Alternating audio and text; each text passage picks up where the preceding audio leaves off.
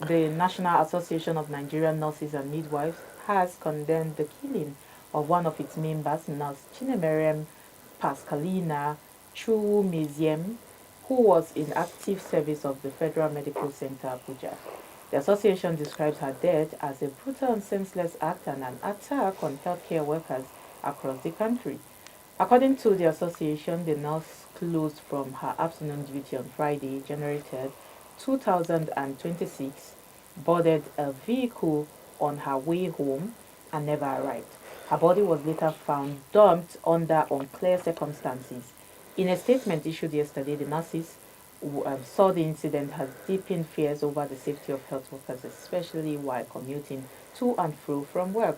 The association is calling on security agencies in the Federal Capital Territory to carry out a thorough and transparent investigation and ensure the perpetrators are brought to justice.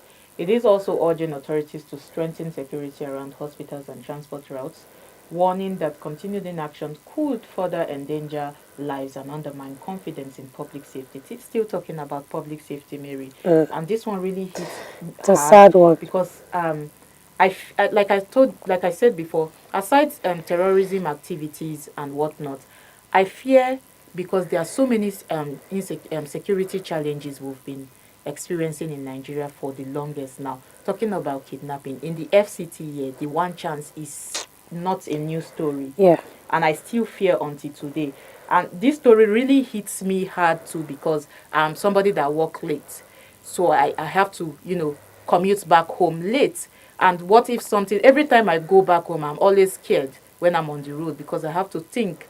But then you just have to pay all diligence Mm. to your job. But then your life is at risk as well. So when we talk about public safety, we are talking about a whole lot of things. Now, this time it is a healthcare practitioner, a nurse. Who will it be next? And this is where Abuja, the Federal Capital Territory, needs to tighten its security. This is not just about health workers. We're not just talking about health workers alone. We are talking about, the growing insecurity in the especially in the FCT. It's not, and we know that. And why I even made an example with our own work line is because um, just like we work late, the healthcare workers also work late. Exactly. Yes, some of them they run. Some of them run on shift. Some of Shifts. them their shift is night shift. You have to go to work at night time. Some of them before you finish your morning shift it's already night, and then you have to go back home and all of those things. And it's just, I can't stress this enough that people who care for us, people who are doing wonderful works in the society, and now their lives are now potentially being threatened because of, I don't even know. That's why I said we are not just talking about healthcare workers. We're talking about all those who are there who need to work late, who need to fulfill all righteousness, do their job, but then still have to go home late. These are people that are important in the society, and our lives are being threatened. So I think these that the National Association of Nigerian Nurses and Midwives have done, they are I think I stand with them to raise this alarm. Their call to strengthen security is very, very crucial at this point in time because, Mary, let's be honest here.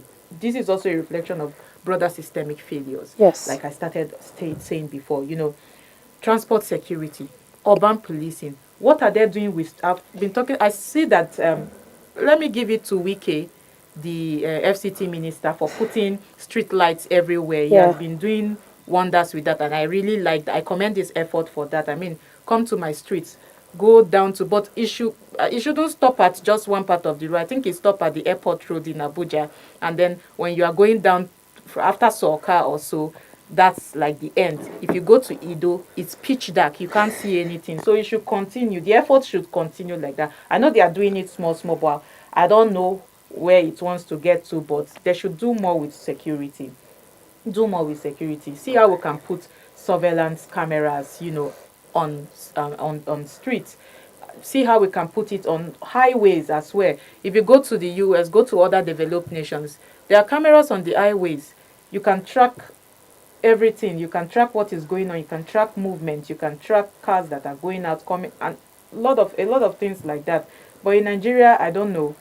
But I just feel like we'll get there. I don't know. I just feel Yes. like we'll get there. But this is not a good news at all. We'll definitely get there. It's actually not a good news. I feel very sad by that because I'm imagining their family, her family member, I how they thought are we are going done to, with the one child issue.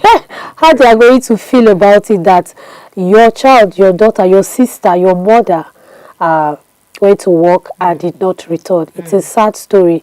And coming down to this comes down to insecurity in the country, Yes. and I normally used to say that we Nigerians are the problem of Nigeria somehow, because sometimes you see these street lights being stationed in one place or another, put in.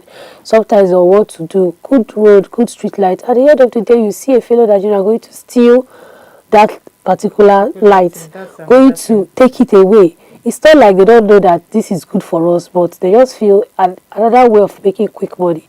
That aside, the security system of our country needs to be strengthened, because nobody enjoys to work in an environment where you do Your not phones have, will get stolen. yes, where you do not, And a where you're not victim too. comfortable. Nobody wants to work in an environment where you're not comfortable, where you're Exactly. always afraid of for your life. Because going back, maybe you are on night shift, and okay, you're on morning shift and you're leaving in the evening. You have this fear that you might not get home. You have this fear even to the vehicles you're entering. Entering. You're paying with your money, and then you don't get home. It's a really sad one. And me too, I stand by them to say justice for her, because our securities need to buckle up. They are trying, but they need to do more.